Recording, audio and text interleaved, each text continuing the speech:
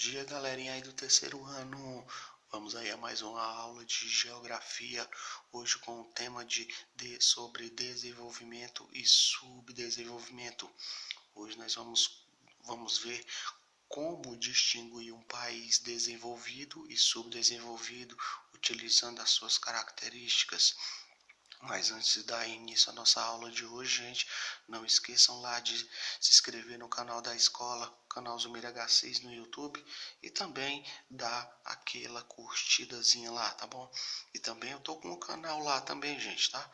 Não esqueçam lá de se inscrever no canal do professor Ramiro Costa. Bem, gente, hoje eu vou passar uma aula diferente. Eu não irei sair no vídeo, apenas alguns slides explicativos sobre o tema que é proposto para a nossa aula de hoje, tá? Então, gente, ó, antes de iniciarmos as aulas, caderno, caneta e lápis na mão para fazer as anotações, tá? Que é bem importante fazer as anotações durante as aulas para podermos fixar melhor o conteúdo e não esquecer nenhum detalhe. Então vamos lá, gente. Os países desenvolvidos. Não esqueçam de anotar, os países desenvolvidos são aqueles onde uma parcela grande da população possui elevado padrão de vida, com indicadores sociais elevados, ou seja, nos países desenvolvidos, tidos países ricos, as pessoas têm um grau de escolaridade maior, tem um poder de consumo de bens e serviços também bastante elevado e bastante acessível. Em geral, são países ricos, cuja economia é desenvolvida e seu produto interno bruto é elevado. Também são chamados de países centrais. Não esqueçam disso, ricos ou países do norte. Observem só aqui uma imagem que pode ilustrar o desenvolvimento de um país, né? Prédios, conjuntos residenciais bem desenvolvidos, com asfalto, com coleta de lixo, saneamento básico bem desenvolvido, um polo industrial também bastante desenvolvido, e a questão também do surgimento das multinacionais. Já a classificação dos países subdesenvolvidos. Os países subdesenvolvidos, gente, são aqueles onde uma parcela grande da população possui reduzido padrão de vida, baixos indicadores sociais e baixo poder de consumo e bens e serviços. Em geral, são países pobres cuja economia é pouco desenvolvida e seu produto interno bruto é pequeno. Também são conhecidos como periféricos em desenvolvimento, pobres ou países do sul.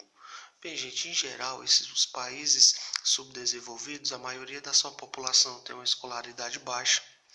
A maioria desses países, o seu produto interno bruto é unicamente voltado à questão do agronegócio, e também tem outras características que nós vamos ver mais na frente, tá? Uma imagem bem que ilustra os países subdesenvolvidos é a questão ali, a primeira imagem ali, bastante impactante, destacar aqui para vocês. Vocês podem pensar da seguinte forma: professor, a riqueza na mão de poucos, de um pequeno grupo. Pode ser também a questão da corrupção. A questão da corrupção que leva ao quê? Que leva a população a viver em extrema pobreza, em locais insalubres. Muitos países, a questão também de guerras civis, que é o que acontece com a Síria, né? Uma agricultura ainda com que a maioria utiliza métodos rudimentares e técnicas rudimentares de agricultura. Temos a questão também da seca, né, desses países. A maioria das pessoas sofrem com os efeitos da seca. Então, gente, os países subdesenvolvidos têm essas características. Espero que vocês estejam compreendendo. Características dos países centrais, os países ricos. Os países ricos, gente, eles têm essas características aí. Anotem para não esquecer, tá?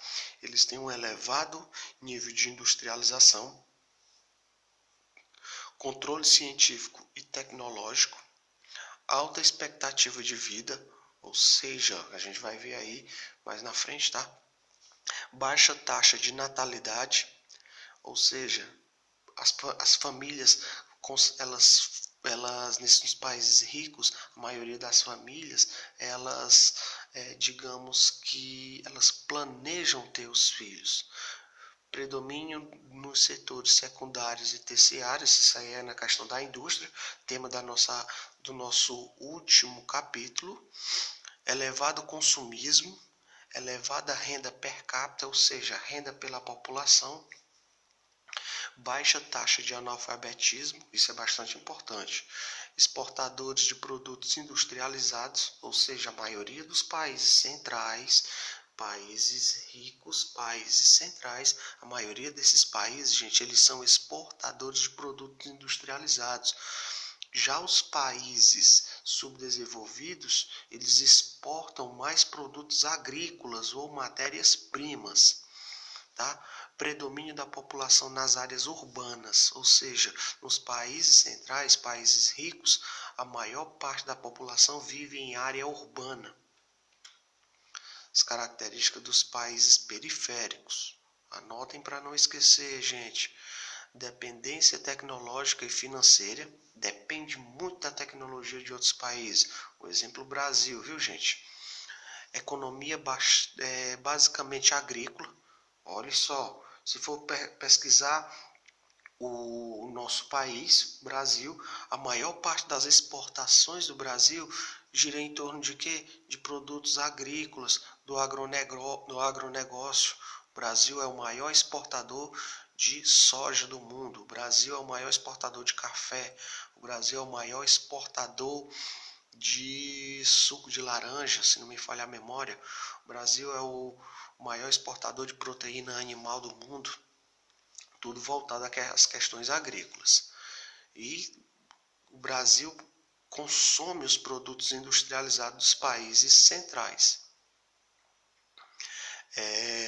Fornecedor de matéria-prima, como eu havia falado para vocês, de mão de obra barata, isso daí. O PEA, que é a população economicamente ativa, predominante no setor primário, elevada taxa de natalidade, ou seja, as famílias têm muitos e muitos filhos. Mortalidade, principalmente infantil.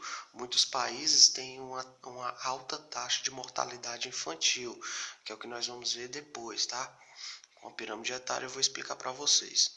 Predomínio de jovens na estrutura etária, grandes desigualdades sociais, importadores de produtos industrializados, foi o que eu havia explicado ainda pouco para vocês nesse slide, tá? Seguindo aqui. Bem, gente, ó, para nós compreendermos melhor a diferença entre países desenvolvidos e subdesenvolvidos, ou podemos até utilizar o termo atual, países centrais e periféricos, nós vamos analisar aqui a pirâmide etária. A pirâmide etária, temos aqui as informações da pirâmide etária do continente africano de 2006 em comparação com a pirâmide etária do continente europeu, também do ano de 2006. Se vocês observarem aqui, ó, a base da pirâmide é composta por jovens, na sua maioria. Se vocês observarem aqui, ó, tem nos países que são países subdesenvolvidos, na maioria esses países estão no continente africano. Observem só que a taxa de natalidade com crianças com menos de 4 anos de idade é altíssima. Observem só que pouquíssimas pessoas chegam aos 79 e 80 anos de idade. Observem só, tá? Então, tem uma expectativa de vida muito baixa, as pessoas morrem antes de chegarem a essa idade. E também tem o que? Se vocês observarem, tem uma alta taxa de natalidade, porém, consequentemente, ó, vai diminuindo o número de jovens. Isso dá para perceber o quê? Que nesses países do continente africano, que são países subdesenvolvidos, tem uma alta taxa de mortalidade infantil. Diferentemente do continente europeu, que vocês observem aqui. Observem só que é quase igualzinho à pirâmide etária do continente europeu. Quase igualzinho. Olha só o número de jovens. Observem só o número de adultos. Olha só o número de idosos. Olha, número de idosos aqui no continente africano. Olha só o número de idosos aqui no continente europeu. Tem uma expectativa de vida muito alta. Isso impacta em vários fatores, gente.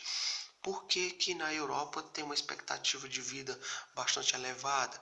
Porque as pessoas se cuidam mais, têm acesso à informação, têm acesso a uma boa alimentação, a um bom emprego, têm acesso à renda e também têm acesso a um sistema de saúde de qualidade, coisa que os países africanos não têm.